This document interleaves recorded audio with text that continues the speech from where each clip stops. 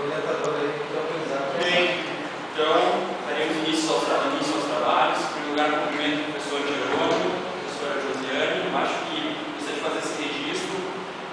Sai do grupo docente da universidade, acho que eu ganhei muito mais colegas amigos. Assim, tenho certeza que vai para sempre. É muito mais uma relação de colegas, uma grande amizade. Cumprimento também o aluno, também eu posso considerar um amigo, Elisandro. E daremos então início ao trabalho. Elisandro tem 15 minutos para defender a tua dissertação, para a tua monografia, e são as considerações que julgar necessárias, certo? Obrigado. Então, boa noite aos presentes. Uma saudação especial ao professor Jerônimo, professor Juliano. Antes de entrar no tema, gostaria já, utilizando as mesmas palavras do professor Juliano, fazer alguns agradecimentos.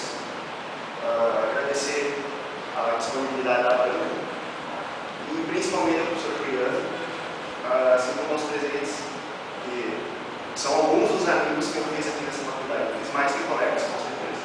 Vou levar para sempre a amizade que eu tive. Desde os almoços, estágios, colaborador, do Andressa, meu colega de departamento. Mas uma referência especial eu tenho que fazer ao professor Juliano, por quê?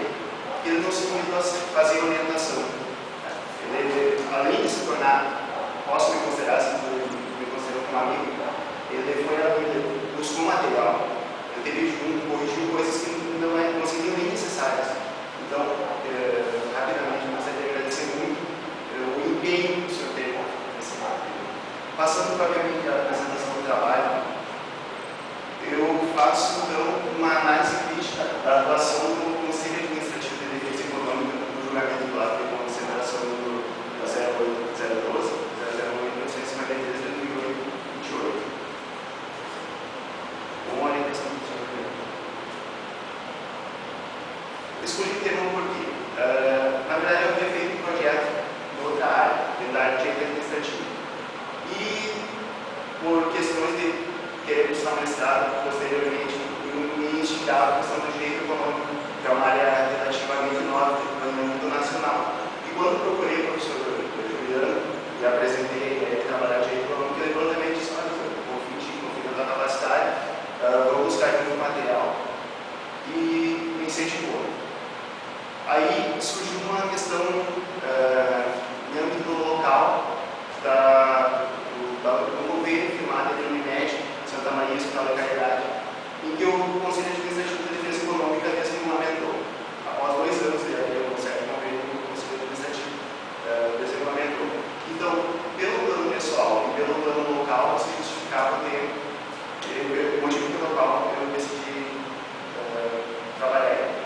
Os objetivos seriam, no primeiro momento, trabalhar a atuação do Estado na ordem econômica, a intervenção do Estado na ordem econômica, trabalhar esse julgado especificamente, ver a relevância local e verificar se o CAD atuou corretamente nessa decisão.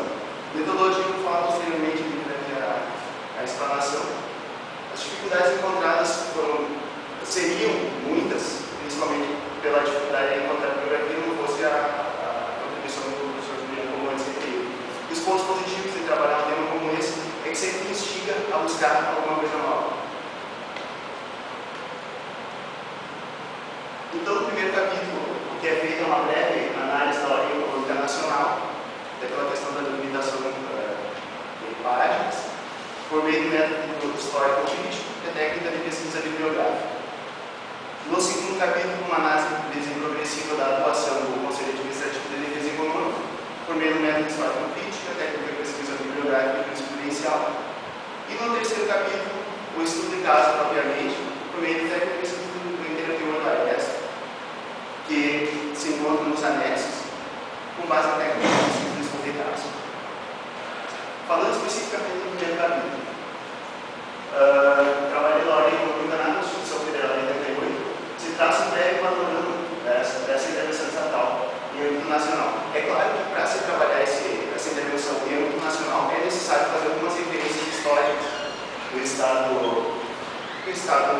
liberal, do Estado interventor, posteriormente, essa questão do neoliberalismo, que eu me posiciono, inclusive, entendendo que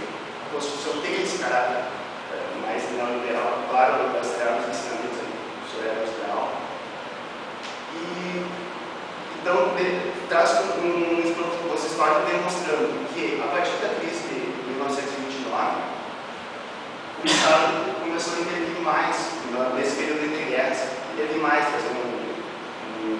buscar fazer um estado de bem-estar social. Posteriormente, se chegou à conclusão que o Estado não teve condições, de acordo com a evolução histórica, de fazer isso. Se chegando ao atual estágio, do que a Constituição Federal ela permite ou exige que se esteja a economia, a ordem econômica, ela refere inclusive o título da ordem econômica, que é a ordem econômica está baseada na livre iniciativa, ao mesmo tempo que ela exige essa tutela estatal para evitar o arbítrio ou o abuso.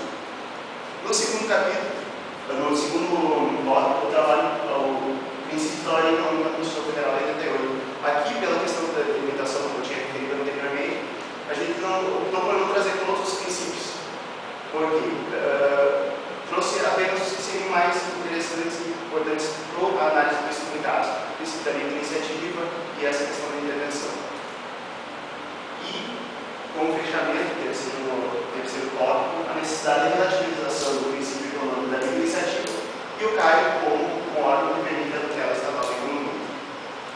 No segundo capítulo, para situar também a questão da autarquia, se traz o Conselho Administrativo de Defesa Econômica, uma instituição, uma autarquia federal, que foi criada, se eu não me engano, em 1962, mas ela tinha uma origem já em 1946, que durou apenas 2 meses, o Conselho.